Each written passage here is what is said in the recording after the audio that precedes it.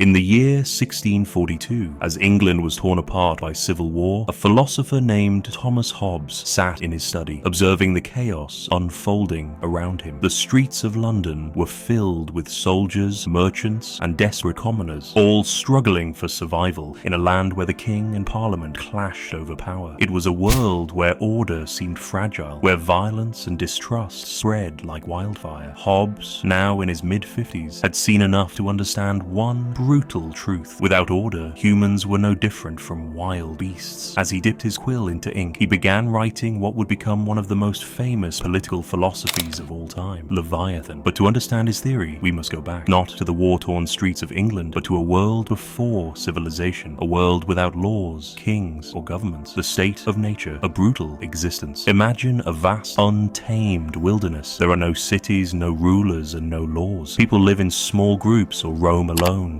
searching for food, water, and shelter. But in this world, every man is his own master, and that means one thing: conflict. Here, survival is everything. If one man gathers food, another stronger man might take it. If one group builds a shelter, another might attack them at night to steal it. There is no justice, no punishment, only strength and cunning determine who survives. Hobbes believed that in this state of nature, life was solitary, poor, nasty, brutish, and short. But why? Because humans, he argued, were driven by three powerful instincts: competition. People fight for resources. Food, land, and wealth are limited, and without rules, everyone will try to take as much as possible. Distrust. Even if one man doesn't want to fight, he can't trust that others will leave him alone, so he must attack first to protect himself. Glory. Some people fight not just for survival, but for power, dominance, or revenge. They want to be feared and respected, and so, in this lawless world, people lived in constant fear. Every handshake was uncertain. Every shadow could hide an enemy. Every night, sleep was light and restless. The problem of freedom. But wasn't this world also one of ultimate freedom? Yes, in the state of nature, a man could do whatever he wanted. There were no laws stopping him. But this freedom came at a terrible cost: insecurity. When everyone is free to kill, steal, and destroy, no one is truly safe. Hobbes realized that if humans continued living like this, there would be no progress, no art, no science, no industry, no civilization, just endless war. If people wanted peace, they would have to make a choice. They would have to give up some of their freedom in exchange for security. The first social contracts. At some point, the bloodshed became unbearable. Small groups of people started making deals, pacts not to harm each other, agreements to share food, unwritten rules of conduct. If you don't attack me, I won't attack you. If you help me hunt, I'll help you build shelter. These were the first social contracts, unspoken agreements that allowed humans to work together instead of destroying each other. But these agreements were fragile. What if someone broke the deal? What if one man decided to betray another, killing him in his sleep to steal his belongings? There was no punishment, no higher power to enforce fairness. Hobbes realized that for these contracts to work, people needed a ruler, a force stronger than any individual, one that could enforce peace. The birth of authority. And so, over time, leaders emerged. The strongest or the wisest among them took charge, settling disputes and punishing those who broke the rules. A hunter who stole food was exiled. A warrior who killed his own allies was executed. Slowly, rules turned into laws, and rulers became kings. Hobbes believed that only through this transformation, the transition from chaos to order, could humanity escape the endless cycle of violence. But this raised a new question. What kind of ruler was needed? A king, a council, a democracy? And once power was given to a leader, could the people ever take it back? That, Hobbes would answer in his greatest idea: the creation of the Leviathan, the all-powerful authority.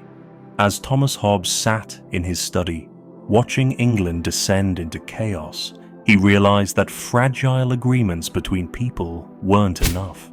A society could only survive if there was something strong enough to enforce order, something that no single individual could challenge. This idea led him to one of the most influential political theories in history, the Leviathan.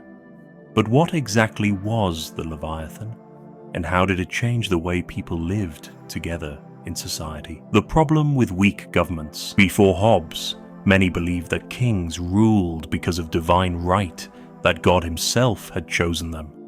But Hobbes, ever the realist, had a different answer. People created rulers because they feared each other. He saw England's civil war as proof of what happened when authority weakened. The king and parliament were fighting for control, and in the process, law and order collapsed. Villages were raided, homes were burned, and common people suffered the most. Without a strong ruler, everyone's life was at risk. For Hobbes, the solution was clear. If people wanted peace, they needed to give up some of their freedoms to a ruler so powerful that no one could challenge him. The social contract, trading freedom for security. Hobbes believed that society was built on a social contract, an agreement between the people and their ruler. This contract wasn't written down, but it existed in every functioning society. The deal was simple. The people agreed to obey the ruler and follow the laws. In return, the ruler would provide protection and stability. This wasn't just a suggestion, it was necessary for survival. Without this agreement, people would return to the brutal state of nature where everyone fought for themselves. A ruler, therefore, was not just a leader. He was the only thing standing between civilization and chaos. The Leviathan, an all-powerful ruler. Hobbes called this ultimate ruler the Leviathan, named after a massive sea monster from the Bible. The Leviathan wasn't just a king or a government. It was the embodiment of all authority, an unstoppable force that ensured peace. This ruler needed absolute power because anything less would lead to instability. If people had too much freedom, they would eventually start fighting again. So, the Leviathan had to be above all disputes, all conflicts, and all personal interests. To enforce order, Hobbes believed the ruler should have three key powers. 1. The power to make laws. The Leviathan must set clear rules for society, so people know what is right and wrong. 2. The power to enforce laws. Having laws means nothing if they aren't enforced. The Leviathan must have the means to punish those who break the rules. The power to control conflicts. The ruler must be strong enough to prevent rebellions and internal wars. For Hobbes, this wasn't just an idea, it was the only way civilization could exist. But what about freedom? Some might ask, isn't this a dictatorship? Hobbes had a simple response. Yes, but it's necessary. To him, too much freedom was dangerous. If everyone was free to do whatever they wanted, society would collapse into violence. He believed that security was more important than individual liberty. Imagine a city where everyone could drive however they wanted. No traffic lights, no rules. Would that be freedom, or would it be chaos? Hobbes argued that laws don't take away freedom, they create it. When people know they are safe, they can focus on building, learning, and creating instead of fighting for survival.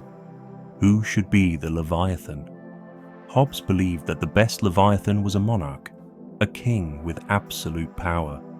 He didn't trust democracies because he thought people were too selfish and short-sighted to govern themselves. He feared that in a democracy, personal interests would lead to division, just like in England's Civil War. However, he wasn't completely against other forms of government. He believed that as long as the Leviathan was strong, it didn't matter whether it was a king, a council, or even a dictator. The most important thing was stability. The consequences of Hobbes's ideas. Hobbes's theory shocked many people. Some thought it was too extreme. After all, should one ruler really have so much power? Others saw wisdom in it. Perhaps society truly did need a strong hand to prevent chaos. His ideas influenced many governments in the centuries that followed. Absolute monarchs used his philosophy to justify their rule, while later thinkers debated how much power a government should have. But one question remained. What if the Leviathan became corrupt? What if the ruler abused his power? Would the people have the right to rebel? Or were they doomed to obey no matter what? Hobbes had an answer. one that would shake the very foundation of power. For Thomas Hobbes, the Leviathan was the only thing standing between civilization and chaos. Without a strong ruler, society would fall back into the horrors of the state of nature, a life of violence, fear, and endless conflict. But one question remained. What if the Leviathan itself became a threat? What if the ruler, instead of protecting the people, turned against them? Could the people ever rise up? Or were they doomed to obey no matter what? The dark side of absolute power. Hobbes believed that a ruler must have absolute power, but history had shown that absolute rulers could become tyrants. Kings could become cruel, greedy, or indifferent to their people's suffering. What then? Other philosophers, like John Locke, would later argue that people had a right to rebel. But Hobbes strongly disagreed. He argued that even a bad ruler was better than no ruler at all. Rebellion, he warned, would only bring back the chaos of the state of nature. It would lead to war, suffering, and death, far worse than living under a cruel king. To Hobbes, the greatest evil was instability. Even a terrible government provided more security than anarchy. Could the Leviathan be limited? Although Hobbes believed in absolute power, he wasn't completely blind to the dangers of tyranny. He suggested that a ruler should still act in the best interests of the people, not because the people had a right to demand it, but because a wise ruler understood that an unhappy population could lead to unrest. Hobbes argued that the Leviathan's laws should at least ensure basic protection.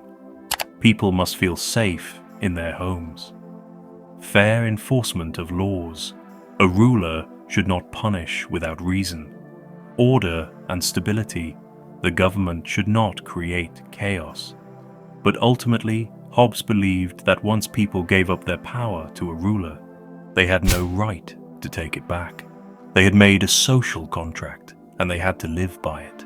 The legacy of Hobbes' ideas. Hobbes' ideas were controversial. Many people rejected the idea that a ruler should have absolute control, but his work changed the way people thought about government. His book, Leviathan, became one of the most important political texts in history. It shaped monarchies, dictatorships, and even modern governments. Absolute monarchs used Hobbes to justify their rule, claiming they alone could maintain order. Democratic thinkers later used his ideas to argue why governments must still protect their citizens. Modern governments balance Hobbes' ideas with democracy, ensuring order while protecting individual rights. Even today, we still ask, how much power should a government have? How much freedom should people give up for security? Hobbes' final years, a man of controversy. In his later years, Hobbes faced backlash for his ideas. Many accused him of supporting tyranny, while others claimed he was too pessimistic about human nature. Yet, despite the criticism, he never changed his views. Until his death in 1679, he remained convinced that a strong government was the only thing keeping civilization from collapsing. Hobbes left behind a world still struggling with the same questions he asked centuries ago. Should people prioritize freedom or security? What happens when a government becomes corrupt? Can society exist without a strong authority? His answers may not satisfy everyone, but his ideas continue to shape the world we live in today. And so, the question remains, how should people live together in society? Perhaps, like Hobbes, we are still searching for the perfect answer.